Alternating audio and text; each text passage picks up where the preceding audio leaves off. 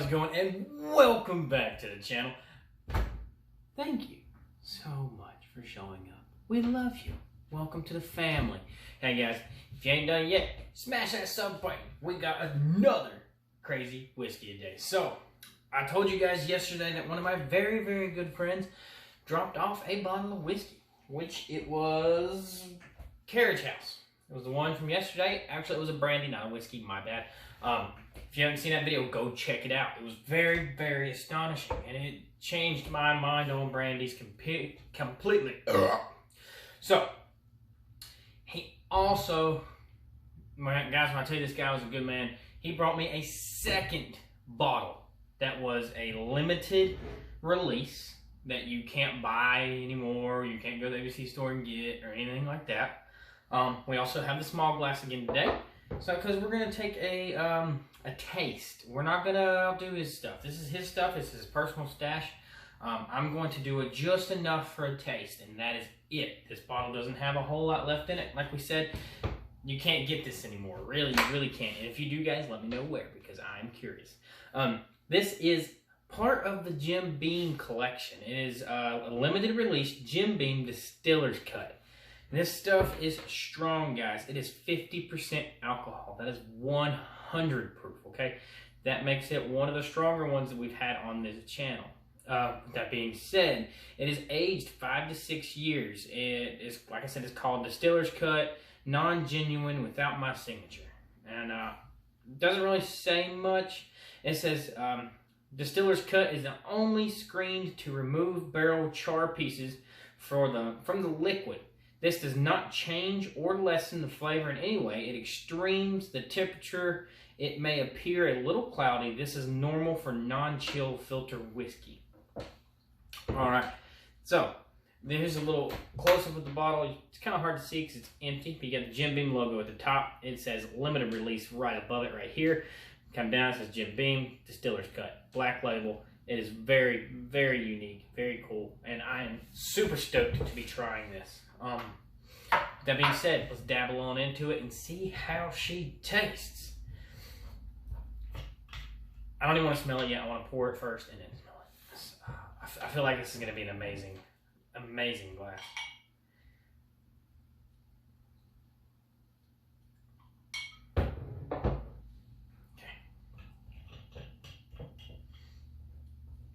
Like I said, this isn't big drinks, guys. Like I've been saying, this is very quality stuff. So we're taking very minuscule drinks out of this.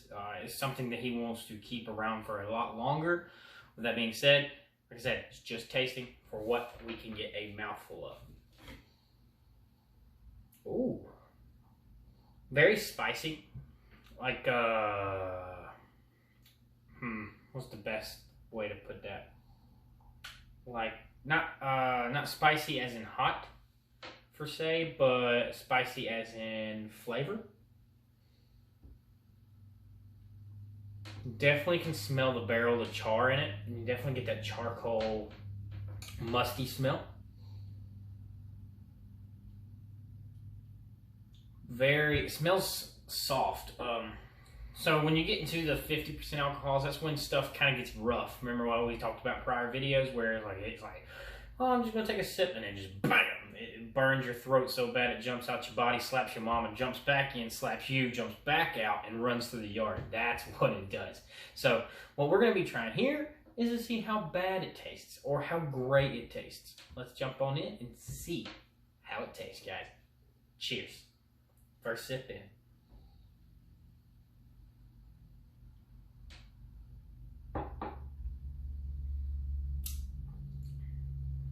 Oh, wow.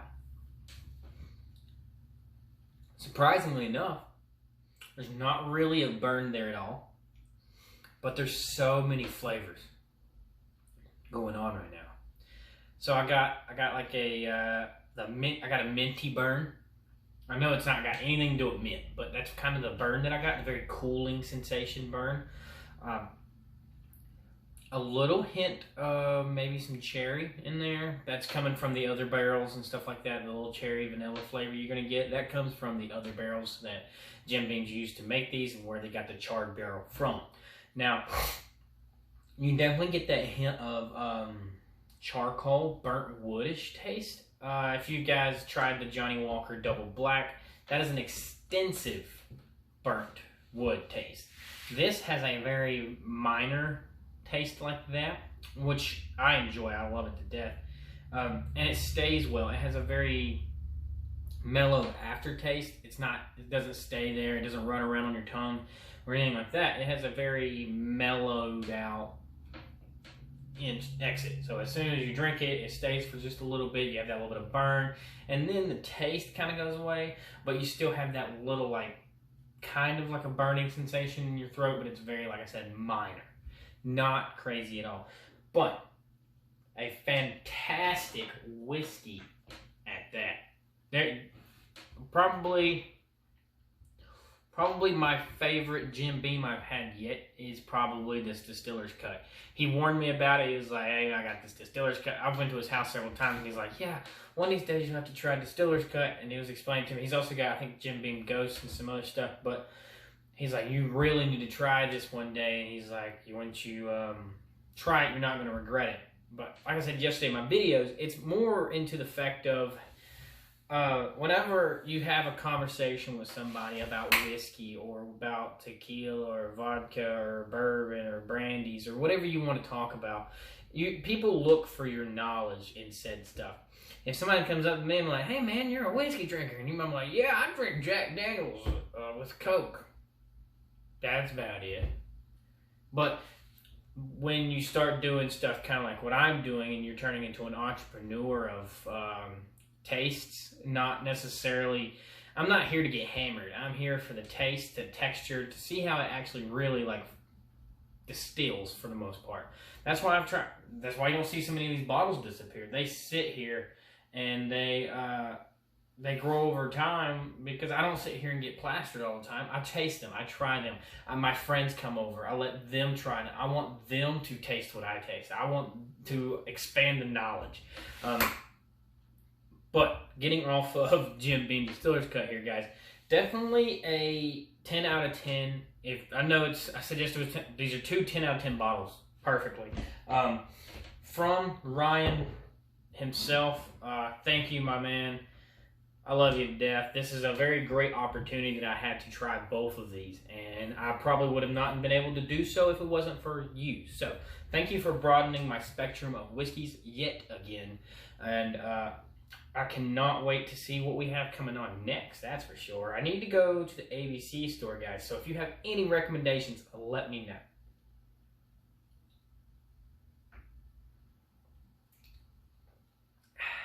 That is so good. I really hate to not be able to drink anymore, though. That is terrible. God, your patience is better than mine, buddy. But no, I can say, I got that Basil Hayden back there. I mean, I've kept it for a while. I've got that Jefferson's that's up there. I've had it for a while. But once you find such a great drink that you love to death, you gotta kind of love it. You gotta drink on. You gotta sip it here like a little bit, and then wait a few weeks or a month or so, and then sip it again. You don't want to go out. Say your favorite bottle's $100. You don't want to drink that in the weekend. That's expensive. But if you buy a $100 bottle and it lasts you 12 months or a year or so, it's worth it, right, guys? So, guys, remember, I buy them so you guys don't have to, and I try them so you guys don't have to. And my friends are way better than your guys' friends, because they help me out with bottles, because you guys are my family as well, and you guys help me with bottles.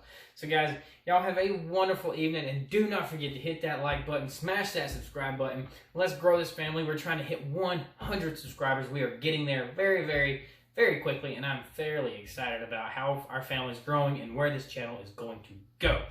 Guys, I love you to death. Thank you for everything you guys do, and I cannot wait to see you guys tomorrow. And don't forget, hit that notification bell. Let you know every time my sexy self goes live, and you get to see it. See you guys tomorrow.